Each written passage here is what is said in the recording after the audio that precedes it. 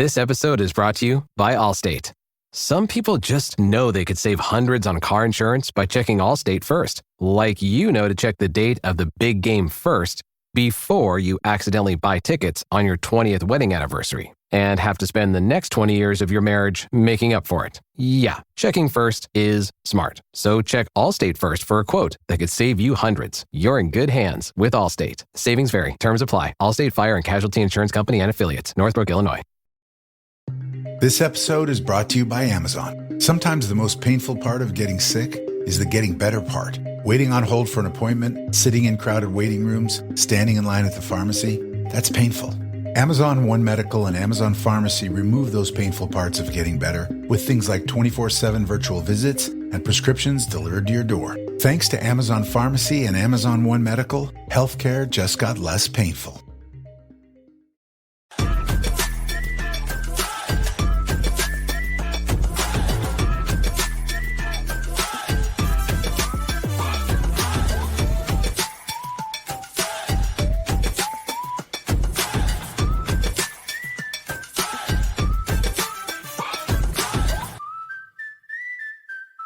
From the field to the film room to the war room, we've got you covered every step of the way as the road to the draft starts right now.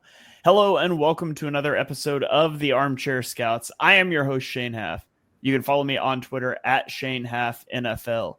And I'm joined today by my co-host and fellow draft enthusiast, Dives. Give him a follow on Twitter at Mr. Crockpot, and be sure to check out his podcast, Party on Broad. Dives, how you doing? Doing well, man. Let's go. All right. I'm also joined by the true host of Party on Broad.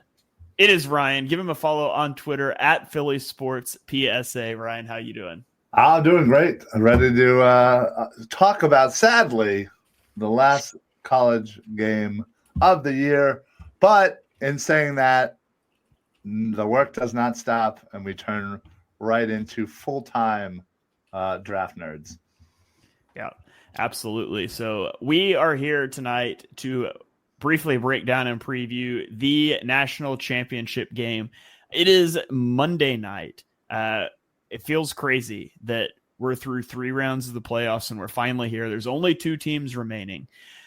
Notre Dame, who beat Penn State 27-24 in the semifinal, and then Ohio State, who beat Texas 28-24. So we're going to preview this game for you guys. We're going to run through some prop bets that Dives came up with, and we'll see where everybody comes down on this game. And so before we get there, well, I guess we can sort of just fold it into the preview. You're kind of, if you had big takeaways from the semifinal game. So Ryan, I'll throw it to you first. What are your initial thoughts when you look at Notre Dame against Ohio State? Yeah, listen, I think we'd all be fooling ourselves if anybody expected Ohio State to be here and to be here the way that they have run through these playoffs here, defeating a very good Tennessee team, which all of us had picked Tennessee to win, and then moving on, beating the previously unbeaten Oregon Ducks. And then, handling Texas. So it's certainly right in everybody's mind to kind of think, why not continue the train for Ohio State, who clearly is, again, this is a team that we all thought was going to be like this from the very beginning of the season. Had its, ups and downs, certainly. But now finally playing at the right time and made it to the playoffs, playing the way they should have. So, it's just funny what a difference a month can make, right? Yeah, absolutely. The biggest thing that my initial thing, I think, is a year ago, neither of these teams would have been in the playoff. Right. And there's a fine line with that. Like you don't want to make the playoffs so big the regular season doesn't matter. And I mean, there was always an element before you went to a playoff at all. And even in the 14 playoff, it's like every game was like death if you lose it, because if you lose one game, like you can go 11-1, 12-1, and you just might not make it unless you're an SEC team, and then you're going to make it anyways. But you just live and die with every game in a way that you don't in the NFL, because the NFL has such an expansive playoff. And I think there's like a balance you want to try to walk there, where you don't want to make the regular season unimportant. But at the end of the day, neither of these teams would have been there under last year's system. And so I think, hopefully this is kind of a good spot. I don't want them to go too crazy expanding it more. But I'm glad that we have a system like this, because I don't even know what the matchup would be if we just went with the 4-team, considering all of those teams lost in the quarterfinals. But Dives, as you look at this matchup, like what kind of sticks out to you initially? Yeah, just going back to what you said, I think the college football playoff is working. I think the foundation for amazing football is all there. There's a lot of kinks that need to still be ironed out, and that's the pros. The negatives, I hate what's going on with the transfer portal and the NIL thing happening. It's horrible. Literally two sides of the spectrum there. But what's happening right now with the college football playoff is awesome. So looking back at Ohio State versus Texas, I thought Texas really battled. I thought they gave up more of an effort than I expected. I still called it a 2-score game, a 2-touchdown win for Ohio State. That's nearly what the results were. Wow. But I give credit to Texas. It was a game in the fourth quarter, and I thought their defense really battled. I haven't seen Jeremiah Smith handled that well in a long time. And that's kind of where we're going to start off with the national championship. It is the Ohio State explosive offense versus the Notre Dame defense. This is a battle of strengths. Can Notre Dame's defense find a way to slow down Ohio State's high-powered offense that can hit you on every single level? The Irish ranked number 1 nationally in defensive success rate against the pass, limiting teams to 14.3 points a game and 4.6 yards per snap. And they were among the best, if not the best, in not allowing big plays. Enter Ohio State, who can hit you in every single way, leading off with Will Howard, who might be the most improved player, Ryan, last few weeks. When it comes to efficiency, when it comes to making big plays, he's been the guy. He's been ultra efficient lately when he drops back to pass. He's got a deep set of receivers to target. And Jeremiah Smith, man, he's had 1 target or 1 catch last week. He's the most explosive player, arguably, in college football, bar none. But the guy that I have circled on this matchup is Emeka Egbuka. This is his game. This is his time. This is his moment.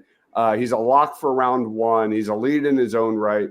And his ability to dominate in traffic in the middle of the field, create separation, is all there. He's an elite ball tracker down the field. I love Xavier Watts and that secondary for Notre Dame. They are certifiably elite. They rank first nationally in passing success rate, EPA per dropback, completion rate. But at the end of the day, man, I'm expecting Emeka Egbuka to go off for like 9 catches for 150 yards.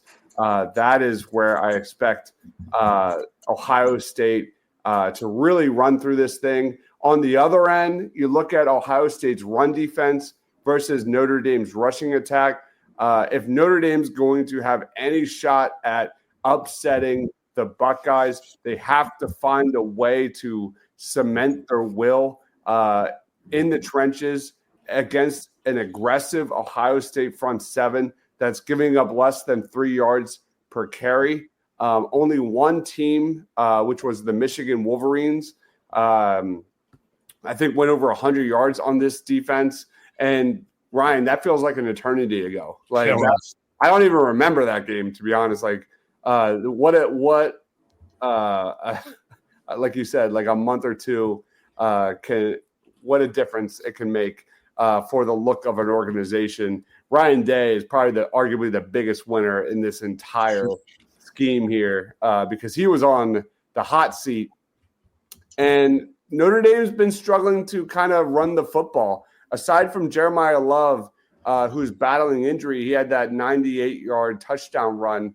This is a Notre Dame offense that's only averaging like 3 yards a carry throughout the college football playoff.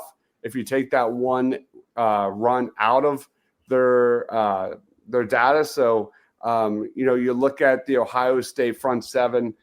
Jack Sawyer made one of the all-time plays in NCAA history. If I'm being honest, the scoop and score, the strip sack and touchdown, that was an all-time play. You got guys like Cody Simons, who is just a tackling machine, living in the backfield. They have moved Caleb Downs more to playing in the box, playing closer to the line of scrimmage, and that has he's elite as it gets. We all talk about Malachi Starks out of Georgia being a top 10 talent. Caleb Downs will be the same caliber when he is draft eligible. So for me, I'm going Ohio State 31, Notre Dame 21, and I'm being generous there. I think this is Ohio State's moment. All right. Ryan, what about you? Which way are you leaning in this game? How do you expect to see it play out? Yeah, listen, everything that I've said is pretty much on the money here, and it pains me to say it. I'm not a big Ohio State fan. They certainly do produce themselves quite the array of NFL talent, and I think they will certainly continue to do that, especially with those on this squad here. But you cannot underestimate when a team finally figures it all out and at the right time and starts mauling the other top teams in the nation.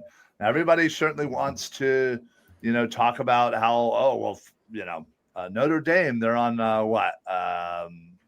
1, 2, 3, 4, 5, 6, 7, 8, 9, 10, 13-game win streak. Sorry, I had to do quick math there. It wasn't that quick. No, it wasn't that quick. But honestly, in their games, who did they really beat? They snuck by Louisville. They beat Navy, who I think they were just being generous, ranking them 24th, and Army. Like, come on, Navy and Army being ranked? Like, get out of here. Outside of that, they played. Oh boy, they played Indiana. All right, they suck. Their only two valid wins are the last two wins in Georgia and Penn State, which, let's be honest, Penn State kind of handed them that game. Drew Aller's decision to throw that pass won them the game.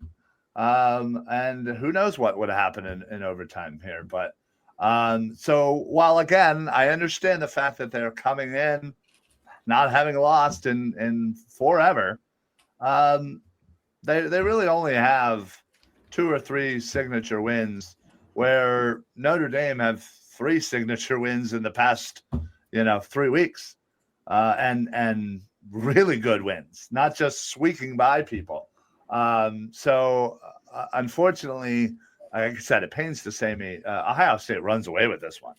I think this is like a 38-17 kind of throbbing that they're going to put on Notre Dame. And, when it comes down to relying on Notre Dame, if they're going to be down in this game, they're going to have to rely on Riley Leonard to throw the ball. That's kind of where I falter a little bit in their ability to come back, because while, all right, he's okay at throwing the ball, that's not his game 100%. It's the threat of the run. Well, if he's passing the ball, pin your ears back, boys, and go after him. And I don't think he might survive that with the talent that Ohio State has. The most valuable player on the field for Notre Dame is the health of Jeremiah Love. He only had 11 carries in the previous game. He's been battling injury. If he's healthy and ready to go, I would love to see Notre Dame go heavy Jeremiah Love in this one. He's right there with Ohio State's playmakers when it comes to explosiveness and home run hitter. Jeremiah Love is by far the Notre Dame's biggest playmaker on offense. And if they get him the ball early and often and he's healthy, that might change the landscape of this one. But I just don't know where he's at right now. True. Yeah, and you look at, Notre Dame's not going to have the talent edge in this game. If they're going to win, they need to do what they did to Penn State, which is win in key situations. They were 11-17 on third downs against Penn State, and they only allowed Penn State to convert on 3 of 11 third downs. Like, you're going to need that late down. You're going to have to win in the red zone. Like, you're going to have to win in all of those key moments, and it is a fine needle to thread. Would imagine they'll try to take Jeremiah Smith out of the picture in a similar way that Texas did. Texas held him to only 1 reception for 3 yards. So watching what they try to do to stop him and what Ohio State tries to do to get him the ball is probably one of the more fascinating things for me to watch. But let's get into our picks. Dibes drew up some prop bets and some picks. And so let's run through these. Dibes, you said it earlier, but I don't remember what you said. I don't know if you remember what you said. What was your score prediction? Yeah, I'm going to go 31-21. 31-21, Ohio 31-21. State. Emeka Egbuka is my player of the game for the reasons you just said. They're going to try to take out Jeremiah Smith, and I think Egbuka has a huge game. So give me Ohio State winning 31-21. All right, 31-21 Ohio State for Dibes. Ryan, what'd you have, like 38-17 or something like that? Yeah, 38-17. I'm going to go with Will Howard as my player of the game, if only to shove it in Dibes' face. All right, I will take I'm going to take 31-20. No, wait, that's way too close to Dibes' score. That's very Price is Right of you. Yeah, that's very close to Dibes' score. Give me 34-20 then. We'll make it just a little bit different, I guess. I think Ohio State will win as well. And, are we doing the thing where there's no repeat picks? I don't care. Sure. Yeah, whatever. Okay, I was gonna say Will Howard because it's just always the quarterback in the championship game. Absolutely. Like they're always going to get the MVP in that situation. But if we're picking different guys just to talk differently, then I'll give it to Jeremiah Smith. I think they'll try to make a concerted effort to get him going. And so I will take the over on Jeremiah Smith receiving yards at 99.5. I think he'll get over that in this one. What about you, Ryan? Same. Yeah, I think they're certainly going to try.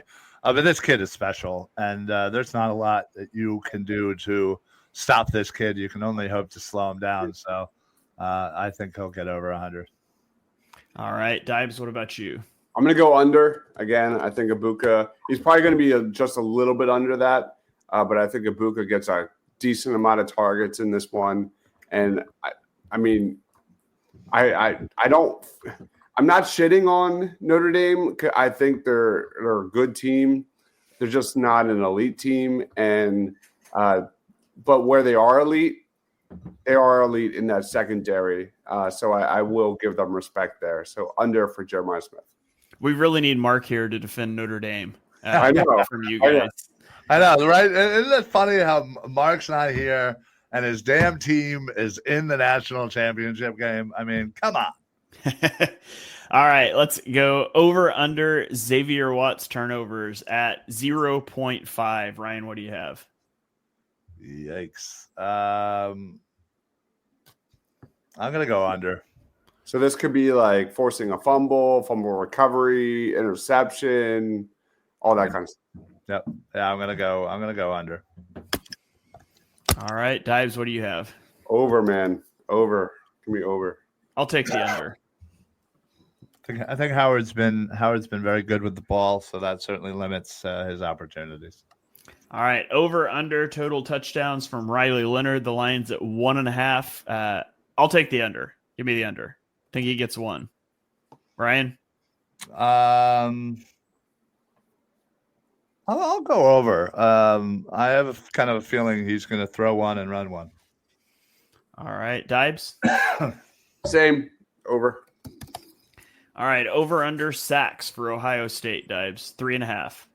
I gotta pound the over. This is one of the biggest matchups in favor of Ohio State.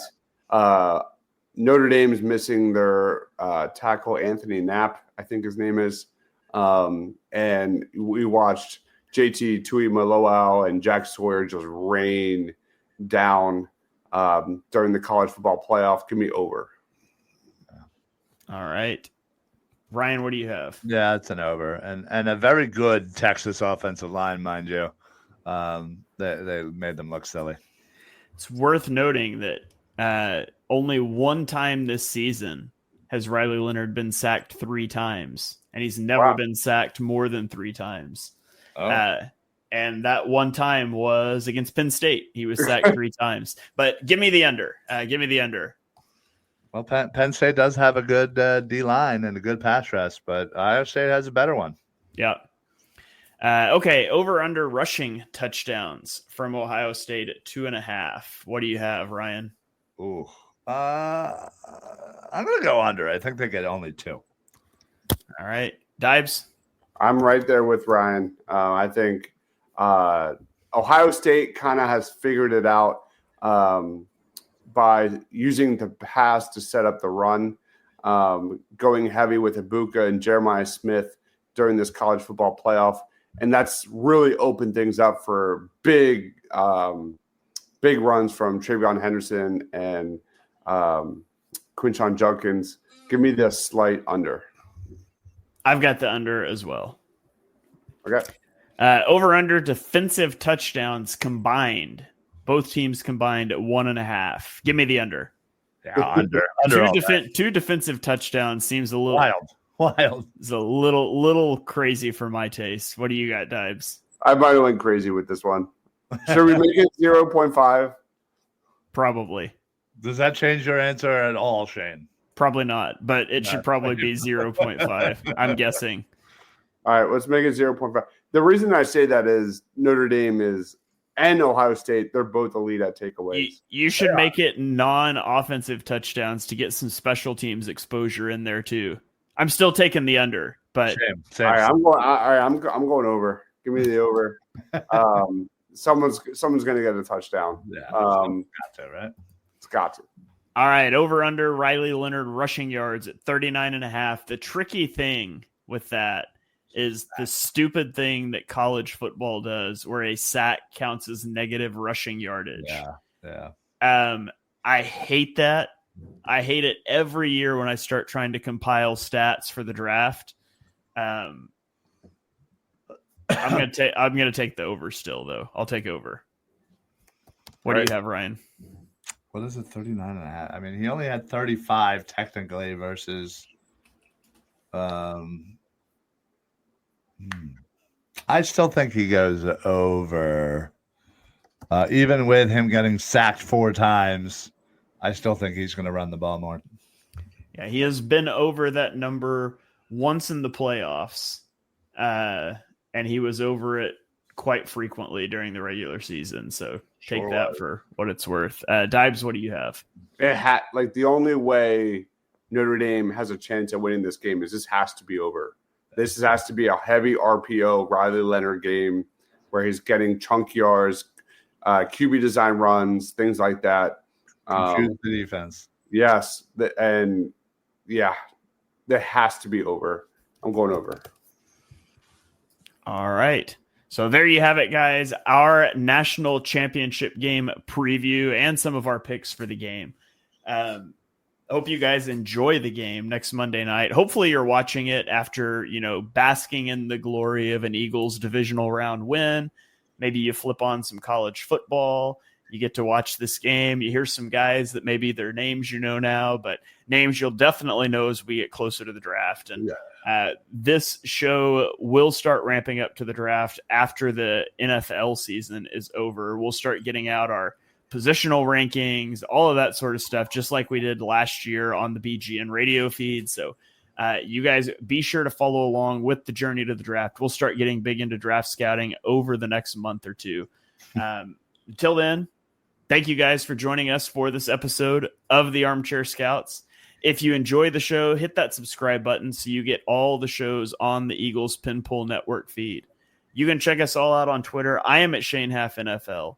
Dibes is at Mr. Crockpot. Ryan is at Philly Sports PSA. And we will catch you guys next time.